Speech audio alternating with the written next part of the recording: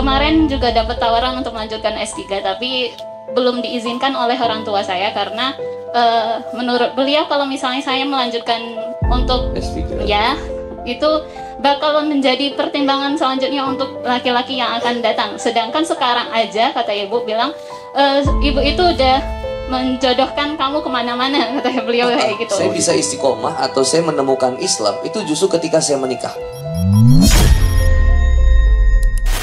Assalamualaikum warahmatullahi wabarakatuh. Nama saya Yulia. Ustadz, saya mau tanya. Dari mana teh tinggalnya? Saya aslinya Bengkulu, tapi udah di Jogja selama 10 tahun di kota Jogja. Udah nikah berarti? Belum. Oh, kuliah, kerja? Sekarang asisten dosen sebagai peneliti, bukan di salah satu universitas Yogyakarta di UAD. Oh, dikira nggak akan disebut. UAD. Okay. Iya, berarti usia berapa sekarang? Saya 28 tahun. Siap. Udah nikah atau belum? Belum. Ah, nggak apa-apa, ini udah banyak calon kan. Siap. Itu yang mau saya pertanyakan. Apa? Karena saya kan dari latar belakang pendidikan sudah menyelesaikan magister. Dan kebanyakan karena di umur saya segini, karena saya udah ditanyakan terus-menerus oleh orang tua saya. Kemarin juga dapat tawaran untuk melanjutkan S3, tapi belum diizinkan oleh orang tua saya karena menurut beliau kalau misalnya saya melanjutkan untuk S3 ya itu bakal menjadi pertimbangan selanjutnya untuk laki-laki yang akan datang. Sedangkan sekarang aja kata ibu bilang ibu itu udah menjodohkan kamu kemana-mana, kata beliau kayak gitu. Oh, dipromosi gitu ya. Udah pasang iya, karena emang saya nggak menjalin hubungan sama siapapun dan emang nggak mau dari awal kayak gitu, Ustaz. Nggak pernah pacaran sama sekali? Nggak, alhamdulillah. Karena emang ya itu dari orang tua saya begitu, karena kalau menurut beliau, dan kemarin itu ada 2 CV yang beliau tawarkan ke saya karena saya menolak. Yang pertama karena laki-laki tersebut belum menyelesaikan kuliahnya, sedangkan laki-laki yang pertama itu usianya kelahiran 93. Jadi kan seharusnya sudah menyelesaikan S1-nya begitu kan. Sedangkan itu belum diselesaikan untuk S1-nya. Yang kedua itu saya tolak karena laki-laki tersebut perokok. Jadi saya tolak juga itu dengan alasan begitu. Jadi dari ibu saya itu meminta tolong dengan ustazanya untuk mencarikan saya jodoh begitu. Tapi ustazanya malah bilang begini, biar nggak salah ini ya Ustaz. Oh ya, panjang ini ya. Enggak Ustaz, maksud saya apa-apa. Karena saya itu pengen jelas ya. Iya, karena coba dari ustazanya gimana jawabannya katanya? Begini, bilang cuma sampaikan ke anak ibu, rezeki bukan dari S1 atau S2 penentu kebahagiaan, tapi takwa kepada Allah itu insya Allah kunci kebahagiaan. Beliau bilang begitu karena saya menolak dengan latar belakang yang seperti itu tadi. Menurut saya apakah itu apa sih yang saya lakukan itu salah atau menurut saya itu sesuatu hak bagi saya untuk apa ya? Pasang grade gitu ya. Syarat dan ketentuan. Kalau lo mau jadi suami gue, tolong. Ya paham. Ya begitu. Apakah menurut saya Ustaz itu saya salah dalam hal itu? Enggak, wanita nggak pernah salah. Enggak Ustaz. Saya perlu. Bagusnya kayak gimana ya? Iya siap. Oke. Teh siapa tadi namanya, maaf? Yulia. Jadi yang pertama begini. Rasulullah Muhammad SAW pernah menyampaikan, nikahlah dengan yang sekufu.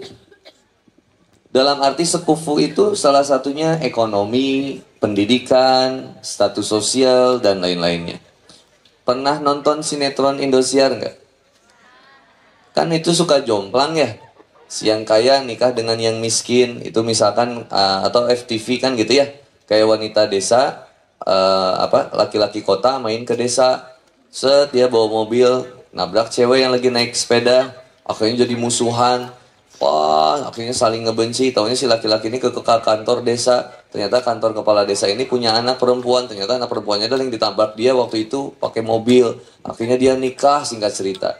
Begitu dia nikah, ternyata laki-lakinya mau sama wanita ini, tapi keluarga laki-lakinya nggak setuju. Kenapa? Karena status ekonominya beda. Itu bukan cuma di film, memang Nabi Muhammad SAW bilang, baiknya menikah dengan yang sukufu. Kenapa? Supaya minim konflik.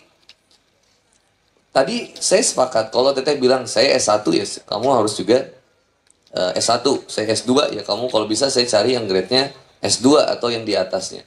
Cuman saya pengen menekankan gini dulu yang paling utama. Menikah itu adalah sesuatu yang ditekankan.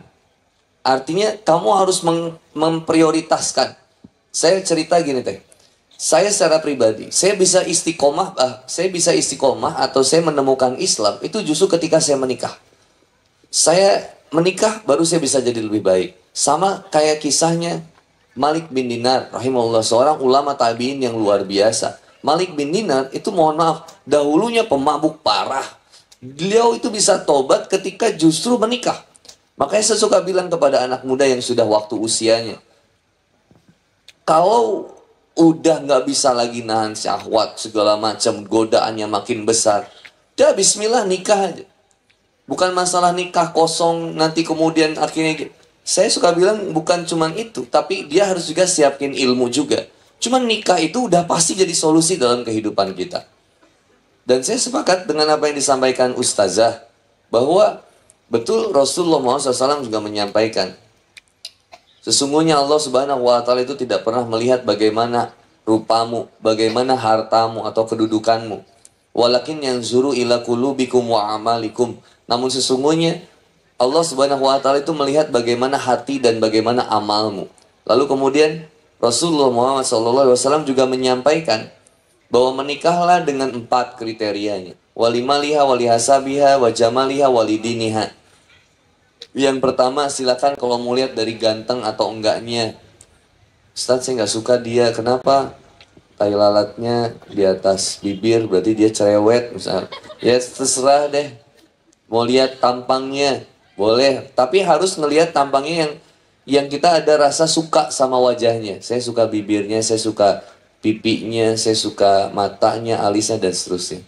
Ada sesuatu yang bikin kamu jatuh cinta. Mohon maaf, suka. Suka. Bukan cinta karena cantik, tapi cantik karena cinta. Berikutnya, lihat nasab keturunannya. Keluarganya kayak gimana? Baikkah keluarganya atau bagaimanakah keluarganya?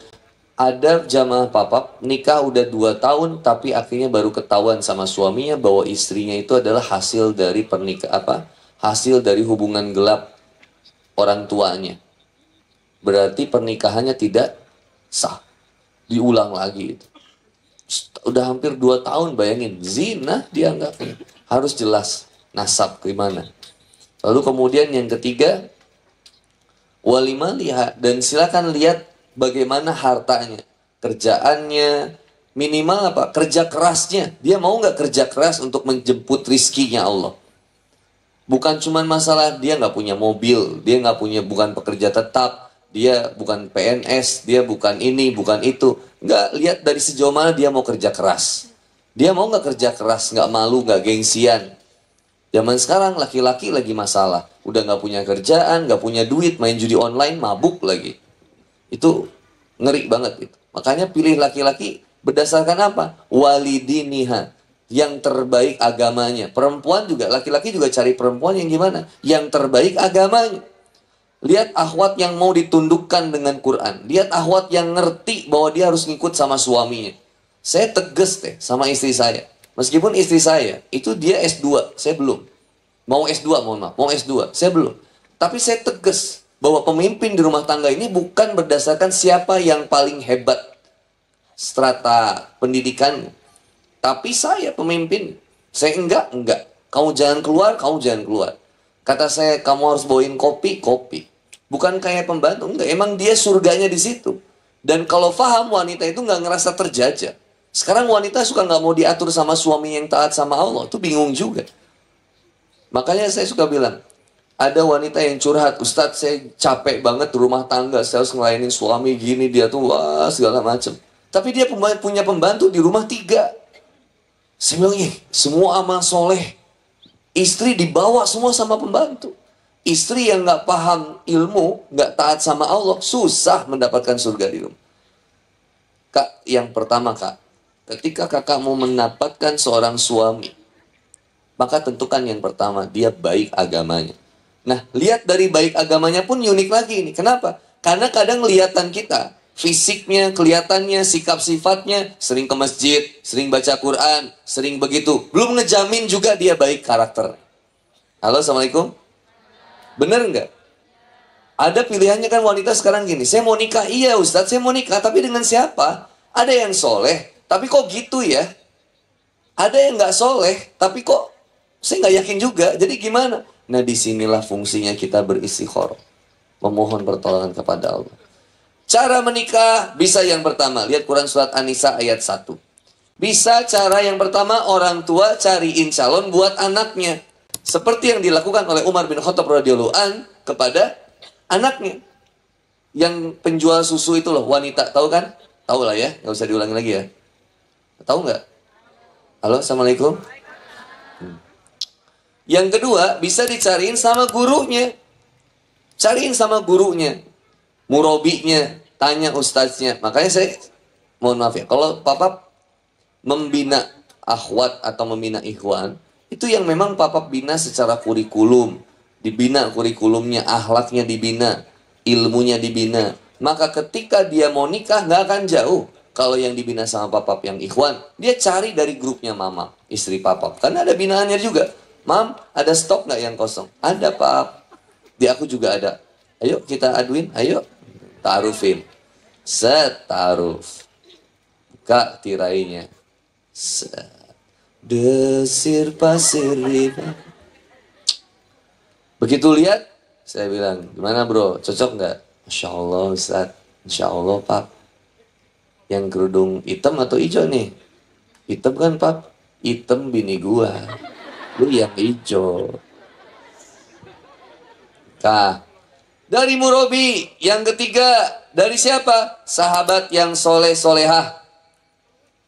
Dari sahabat juga bisa. Dari sahabat, ih aku punya kakak, kawinin sama kamu ya. Supaya nanti kita jadi keluarga gitu, seru. Ya, cari dari teman yang soleh-soleh. Yang keempat, jalur mandiri. Sendiri itu. Seperti siapa? Seperti yang dilakukan oleh Salman Al-Farisi. Yang cari jodoh istrinya. Kemudian dia cari sendiri, ada wanita yang dia sukai di Madinah. Ajak Abu Darda yang masih jomblo supaya jadi perantara ngobrol bahasa Arab. Ketemu sama wanita itu, dia obrolin sama Abu Darda bahwa Salman Al-Farisi ingin menikahi anak bapak. Disampaikan sama anak perempuannya. Anak perempuannya bilang, kalau yang ngelamarnya Abu Darda, pasti saya akan terima. Tiba-tiba disampaikan sama Abu Darda ke Salman Al-Farisi. Wahai Salman Al-Farisi, wanitanya nggak mau nikah sama kamu. Lah, terus sama siapa? Maunya sama saya. Dia nggak baper juga itu Salman Al-Farisi. Sehingga jadi yang, gua juga bilang apa lu kagak usah ikut. Nggak bilang. Karena hati dia cintanya sama Allah. Nggak jadi dendam. Bilangnya apa? Masya Allah, takbir. Aku akan siap membantumu. Nggak pakai hati. Kayak cara Islam tuh nggak menyakitkan. Nggak mengecewakan. Teteh ta'aruf gagal. Rugi nggak? Halo, Assalamualaikum. Akhwat ta'aruf gagal. Rugi nggak? Apa rugi? Ya mungkin punya harapan yang kemudian disimpan, harapan yang udah tinggi, lalu kemudian gagal, kita bisa kemudian minta lagi bertobat sama Allah. Tapi kalau pacaran, mohon maaf, bukan ta'aruf, pacaran, rugi nggak kalau gagalnya? Dipegang iya, pegang tangannya, cium keningnya, cium bibirnya. Sampai ada akhwat yang bilang sama saya, Ustadz, saya layak nggak dapetin laki-laki yang perjaka, yang soleh. Kenapa? Saya udah habis, Ustadz. Saya pacaran sama seseorang. Pertama saya dipegang tangan, saya dipeluk, saya diciumi. Sampai mohon maaf, Ustadz, saya akhirnya melakukan sesuatu yang nggak pernah saya bayangkan sebelumnya. Dan saya percaya sama dia, bahwa dia akan nikahin saya. Ternyata enggak, Ustadz. Putus dari dia ketika dia udah mendapatkan semua yang ada dalam tubuh saya, dia malah tinggalin saya, Ustadz. Padahal dia janji mau nikahin saya. Hancur saya, Ustadz, di situ. Saya akhirnya membina hubungan dengan pacar lagi yang lain, Ustadz. Saya pacaran dengan seseorang yang bisa menguatkan saya di fase itu ya. Baru kemudian saya yakin dia akan membawa saya menjadi lebih baik. Tapi sama, Ustadz, saya dipakai juga, Ustadz. Bayangin, berkali-kali pacaran, hubungan seksual lagi. Hubungan seksual lagi. 1,7 juta wanita setiap tahunnya di Indonesia aborsi. Ngeri yang sekarang. Masalahnya di mana? Satu, keluarganya nggak paham agama. Yang kedua, akhwatnya juga sekarang kemudian jauh dari Allah Subhanahu wa taala. Dia mengakomodir nafsunya seperti Quran surat Al-Jathiyah ayat 23. Afa arita manita khoda ilahu hawahu. Mengapa kamu menuturkan hawa nafsu kamu? Janganlah. Jangan tempatkan nafsu di depan akalmu, tapi tempatkan akal di depan nafsumu. Maka teteh, saran dari saya tadi, teteh mau lanjut. Saya kira kalau udah di usia 28, mohon maaf. Saya kira langsung bismillah aja. Ta'aruf dengan seseorang, cari dengan seseorang yang terbaik. Dari keluarga, kalau ada saran dari orang tua yang terbaik, seorang ayah menginginkan yang terbaik buat putrinya. Seperti saya juga sama. Saya seorang ayah, ya pengen yang terbaik buat putri saya. Seorang yang terbaik buat putri saya, yang benar-benar layak, yang bisa meneruskan bagaimana kasih sayang saya sama putri saya. Saya kira, coba bismillah lah, ikhtiarkan. Teteh boleh mengedepankan saya pengen S3, saya pengen ini. Boleh, nanti bisa, misalkan. Bismillah ya teh. Saya doain, Allahumma rzuqni hubbaka wa hubba man ahabbaka wa hubba man yuqaribuni ila hubbika. Teteh akan mendapatkan seseorang yang membuat teteh makin cinta kepada Allah. Seseorang yang bisa mendekatkan teteh kepada cintanya Allah Subhanahu wa taala, insyaallah. Barakallah. Sing sabar. Sabar ya teh. Jodoh pasti bertemu, jodoh pasti bertamu. Paket. Insyaallah.